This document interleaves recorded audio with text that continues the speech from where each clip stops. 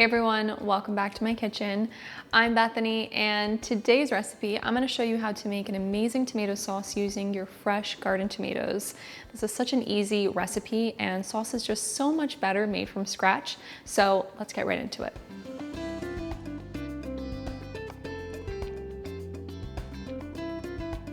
All right, so the first thing that we want to go over is the type of tomatoes that we're going to use when making a sauce from scratch.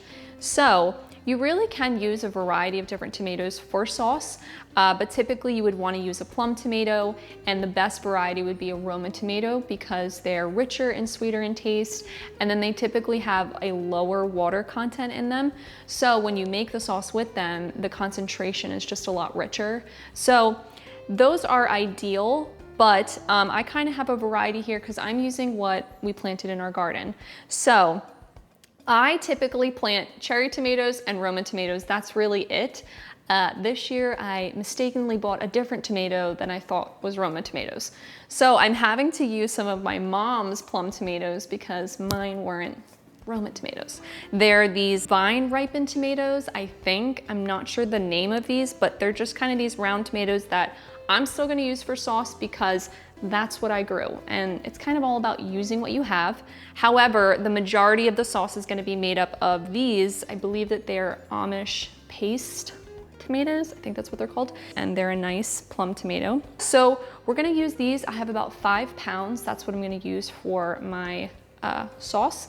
And so now we're gonna blanch these so that we can get the skin removed. All right, so before I put these in boiling water, what I wanna do is just first prep the tomatoes. So you just wanna take a little paring knife and just X the bottom of them. That's gonna help the tomatoes peel a little bit faster in the water. So we're just gonna take them and, just X the bottom. And we're not taking the stems out just yet. I like to let them boil first, and then afterward, I'll take the stem out. But some people do that before, boiling them or softening them, but I like to just wait until afterward. All right, so now that our water is boiling, we're about to put our tomatoes in, but first I have a bowl of ice water that's sitting off to the side that's ready once the tomatoes are done, and we're gonna kind of blanch the tomatoes once they're out of the boiling water. So I have kind of like a big slotted spoon just because we don't want to burn ourselves with this. So I'm just going to drop some of these tomatoes in. I'm going to do this in batches just because I didn't do a big pot.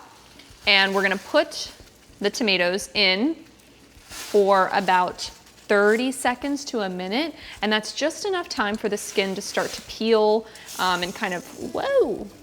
So it's just enough time for the tomatoes to kind of peel and start coming off the tomato. Okay, so they've been in for about 30 seconds, and as you can see, this one's peeling. That's what we wanna see. We wanna see the skin just start to kind of pull away from the tomato. So I think the bigger ones are gonna take a little bit more time, but this smaller one looks like it's done. Yep, so that's what we wanna see. And now we're going to transfer this over to the ice water bath. And what this is gonna do is it's gonna stop the tomato from continuing to cook, but also cool it down really fast. And it's going to help us just be able to handle the tomatoes because they're pretty hot after boiling in this. And these look like they're ready to go. So we're gonna put these in too. So now that we're done with the tomatoes, now we can peel them and get them ready to cook. All right, so now we can peel these. So we're just gonna take a paring knife and just gonna kind of take the skin like that and peel it. And I'm just gonna kind of take the discard and put it in like a little bowl. And then after that, we're gonna take our knife and we're just going to carefully remove the stem. This is really hard and we don't want this in the sauce. So, and this is why it's helpful to have a paring knife for this part. So you're just gonna take that and remove that. And then we'll just take our peeled tomato and put it in another bowl. And then we'll repeat that with the other tomatoes.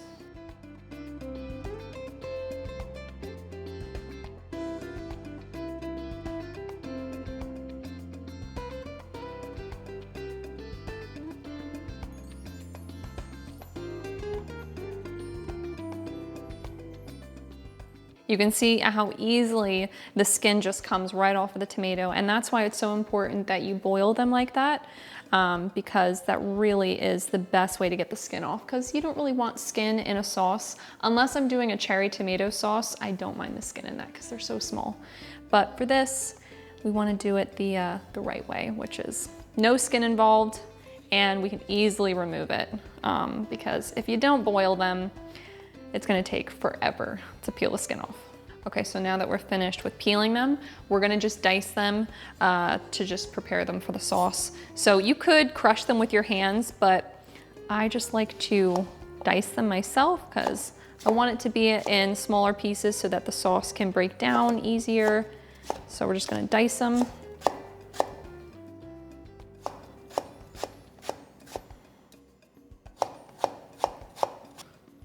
We're just gonna pick it up with all the juices and put it back into this bowl. All right, so now we're finished with that. Now we're gonna clean this up and get ready to cook the sauce. Okay, so we're gonna work on the base of the sauce. So I'm just chopping up a yellow onion. I had a really large yellow onion. It was a bit too big. So I'm just gonna use half of it. And yeah, you just want like a small yellow onion. And then I have 5 cloves of garlic that we're going to finely mince or chop. I'm surprised I am not crying from that yellow onion. Those are the ones that typically get me.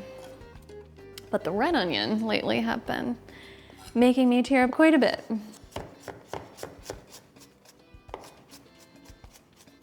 All right, so we have a pan heating up over medium to low heat. And then I'm gonna add 3 tablespoons of extra virgin olive oil. Want a nice generous amount for a sauce. All right, so now we're going to add the onion.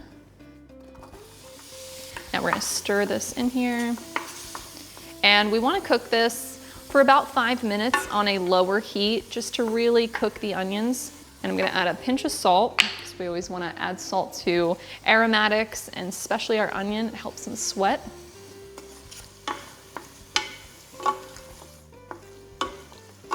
And if you've made my San Marzano tomato sauce, you'll notice that there is no onion in that sauce. We just used garlic. And that's just the way that my mom taught me to make it growing up. But when I made this sauce recipe, I wanted an onion in it because it's nice when you're using fresh tomatoes because you want to build flavor as much as possible. So I felt like the onion was the right addition. Plus we're using garlic always. Okay, so the onions have been cooking for about 5 minutes and they look perfectly cooked. We don't want them to have browned edges. We just want them to be gently cooked with the oil. Now we're gonna add the garlic, and we're only going to allow the garlic to cook for just 30 to 60 seconds with the onion. Now we're gonna mix that in there.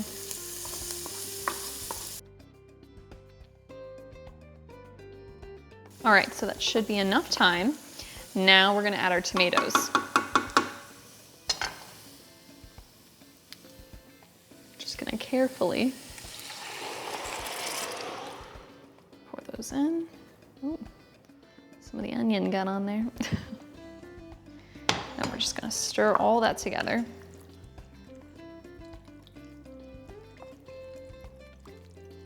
This smells amazing. I'm very excited for this to be finished because I love fresh tomato sauce. I can just eat it by the spoon, that's how good it is.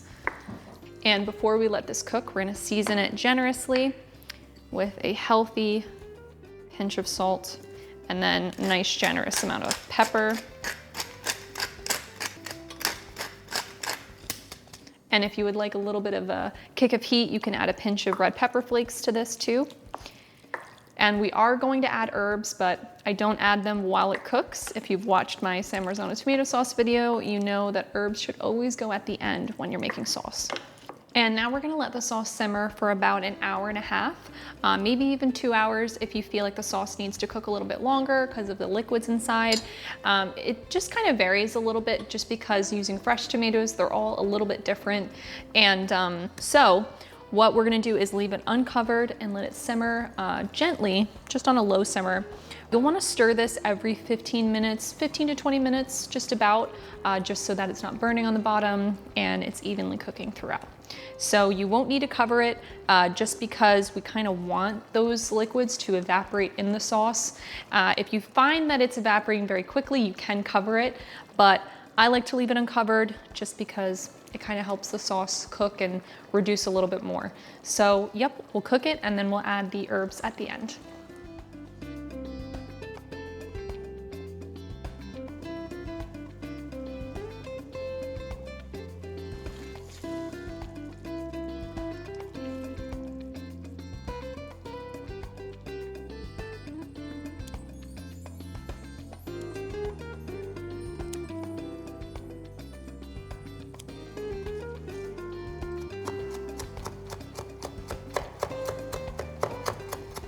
Okay, so the sauce is done. It's been simmering for about an hour and a half, and that gave it the perfect amount of time to really richen up and the juices have really absorbed. So it looks perfect. And now we're going to add our herbs because we always want to add those at the end for the best, fresh, bright flavor.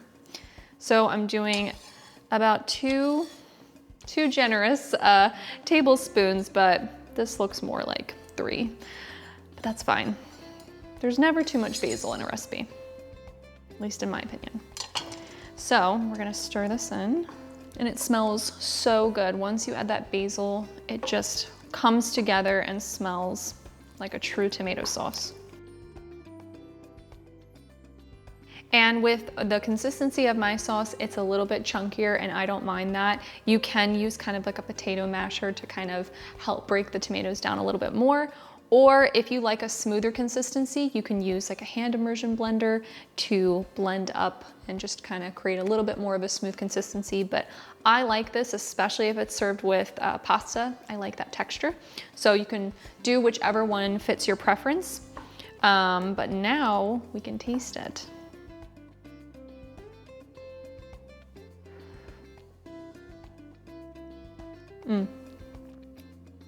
It's delicious. It is so fresh in flavor. It's just totally different than a canned tomato sauce, which I love, but this just tastes so fresh. It's made from scratch, so what can be better? But you taste the beautiful tomatoes and they're rich, they have sweetness to them, and they're not super acidic. And you have that beautiful fresh basil flavor and the garlic and onion. It's so good. I think really shines when served with pasta and some Parmigiano Reggiano, of course. But just simply like that in a dish, I think this sauce is just perfect. But you can serve this with chicken Parmesan or eggplant Parmesan or in a lasagna if you would like. But I think that this sauce truly just is beautiful, just served with some pasta, some cheese. It's so, so good. And it's also a great gift too. I actually will make this every summer and I typically will give a jar to my parents or anyone. So it makes kind of a nice gift because it's a sauce made with a lot of love. It's from scratch and you can use your own tomatoes. We also have on the website cherry tomato sauce that you can do where we roast the cherry tomatoes. We also have a fresh tomato soup where I use garden tomatoes to do that with. So there's definitely a few other recipes on our site that you can use with fresh tomatoes. Also our cherry tomato pasta, can't forget about that. We did a video about that about a month ago and it's so good. That's just my favorite tomato recipe to do in the summertime. So we hope you enjoy this recipe and we'll catch you on the next one.